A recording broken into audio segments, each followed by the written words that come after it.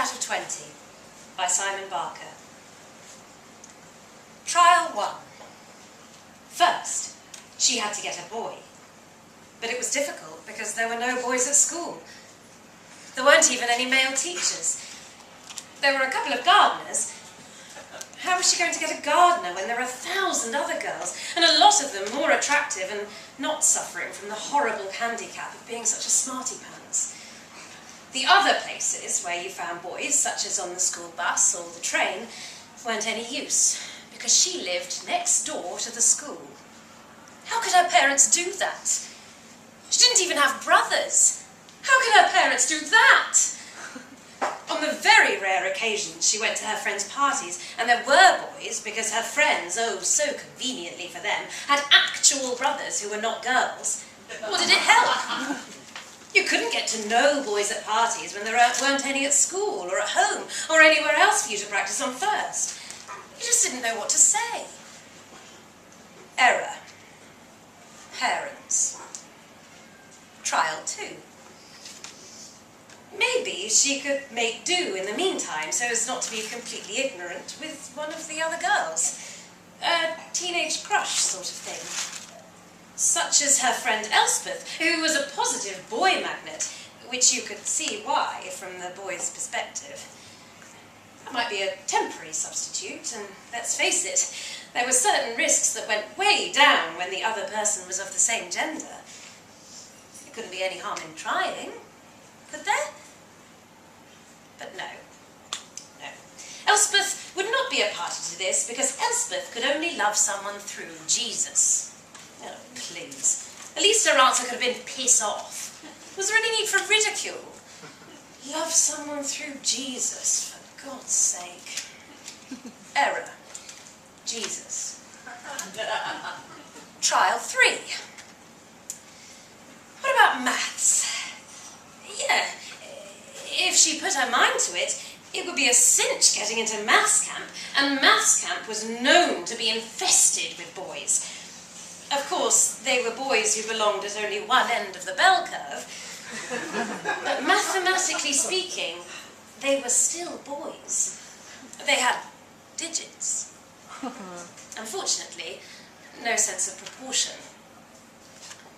Hello, my name is Vladimir. I have IQ of 150. Let's do it. Good.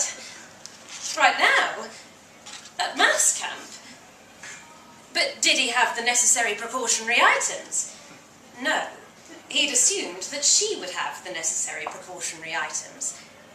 How would she have the necessary precautionary items? She lived next door to a girls' school. Her family doctor was Presbyterian. Did Vladimir expect her to take chances? Surely he understood probability better than that. Error. Maths. Trial 4. At college, the campus doctor was not Presbyterian, and the distribution of males versus females was statistically less wacko. Also, there happened to be this guy in his final year whose girlfriend had just conveniently departed, leaving a vacant slot into which someone else could be inserted. What could go wrong now? Surely nothing. Nothing at all could go wrong, could it? But that also happened to be what she experienced. Nothing. What? How could she have felt nothing? Well, if you disregarded pain, the pain she felt, but the other thing? Nothing. It was her first time, though. Yeah, right. Her first time. Sure. Error. Nothing. Trial 4.2. After a week, though, still nothing. How could it be still nothing? It hadn't been like that with this final student's previous girlfriend. With his previous girlfriend, it had been multiple and simultaneous. Oh, how nice for his previous girlfriend. Yeah, it had been nice, thank you very much. Maybe his previous girlfriend had been different. Maybe they should try something else. Something else like what? something else like this. But this didn't feel right for him. This didn't feel right for him. No, he couldn't feel anything. Couldn't feel anything. Poor baby. Well, with his previous girlfriend, it had been fine the other way. With his previous girlfriend, it had been multiple and simultaneous. So there. Error 4.2. Previous girlfriends. Multiple, simultaneous, whatevers. Equations. Trial 5. Surely it wasn't that hard. What they had here was just a formula with two terms, one a constant, one a variable, which so far kept spitting out a result of 0. The sensible approach would be to substitute for that variable, meaning insert in place of boyfriend X another boyfriend Y of unknown but differing quantity. And the best opportunity for doing this would be while boyfriend X was at a conference out of town and she and boyfriend Y were on a mid-term break and preferably relaxing in the countryside. Open fields, flowers, haystacks, sunsets. 100% romantic. So, let's see what happens. Oops. That was actually less than nothing. But never mind. These things can happen. Nerves. Just take it easy. Oops. Was it something she was doing? No? Oh well. Oops. Damn. Not again. There appeared to be some sort of pattern emerging. Perhaps they'd better try it this other way. What? Why this other way? He couldn't feel anything this other way. Yes, exactly. That's precisely why they were trying it this other way. But then, what was the point of this other way? The point was that... Yes, the point was what? Was that... Yes, the point was what? Was that... Was what? Was... Oh... Shh! But what was the point? Shh! But... The... Oh! Yes! Yes! Yes! Gasp! Yes! Yes! Oh, she actually thought she loved him, this boyfriend Y, for about 5 minutes, or possibly 10, until she realised she actually couldn't stand him. Which, for a start, was because he was so utterly pathetic. Why did he need to be allergic to haystacks? Not to mention getting lost 100 times. Did he not know how to read a map? That line that was staring him in the face there, that was the road. And they couldn't be there because there happened to be a lake. And for God's sake, what now? Well, that was a spider.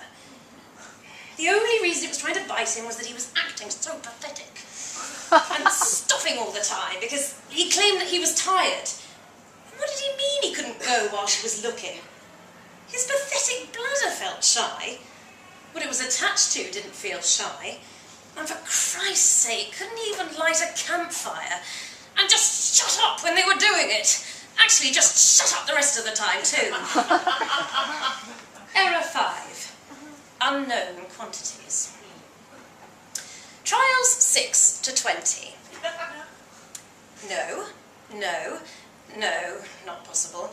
No, no, no, you. No, nope, no, creep. No, forget it, no. No, actually, wait a minute. Maybe that was hasty. Maybe they should have another try. Well, possibly.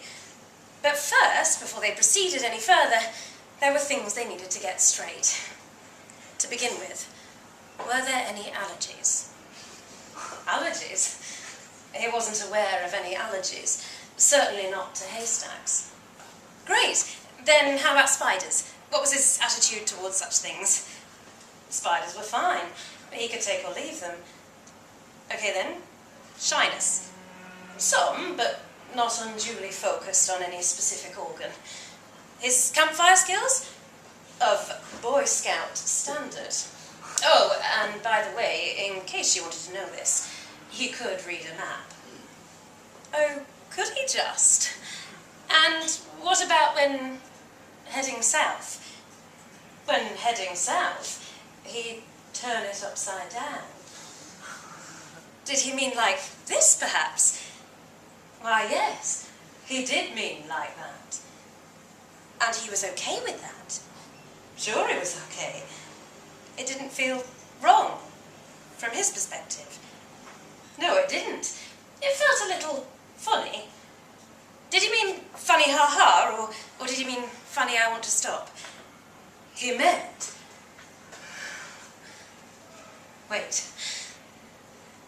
It was already apparent that he didn't need to answer that question.